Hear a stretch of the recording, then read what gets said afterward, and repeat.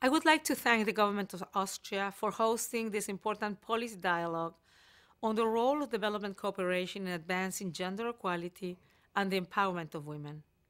I regret that I cannot be with you in person, so I want to share some thoughts with you on substance and the expectations for this conference. This meeting takes place at a very important moment. Discussions on the new development framework that will succeed the Millennium Development Goals are firmly underway. The MDGs provoked global attention and action on many fronts. The separate goal to promote gender equality and women's empowerment, MDG 3, played a vital role in focusing attention on gender equality and women's empowerment in the global development agenda. Considerable progress towards achieving the MDGs has been made, including the achievement of gender parity in primary education and declines in income poverty in some regions. But there's much that remains to be done to build on the momentum and gains this generation of MDGs has achieved. What are some of the pertinent lessons learned that we ought to take into account as we embark on the next generation of the MDGs?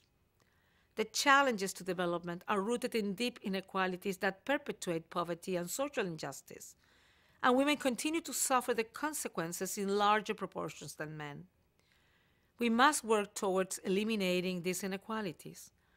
Merely reducing the proportion of people deprived of their human rights is no longer acceptable.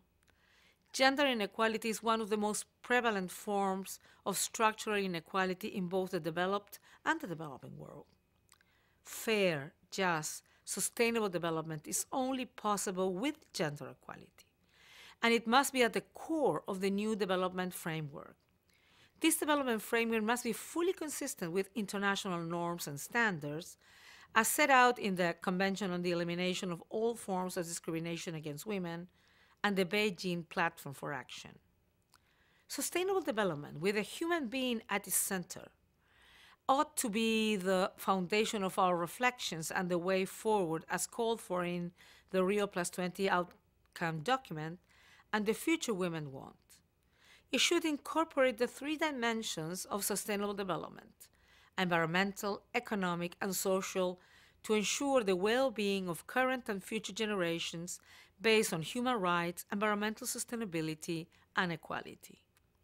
The discussion on development in a post-2015 world presents an opportunity. It is an opportunity we must seize to secure strong commitments from development partners at all levels that set clearly defined goals for women's empowerment and gender equality. It is an opportunity to expand and strengthen these partnerships and to ensure transparency and accountability at all levels.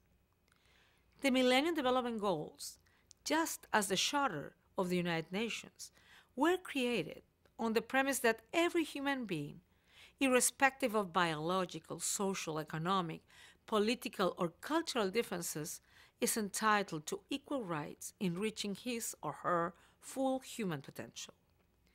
This belief must guide us forward. Now is the time for action.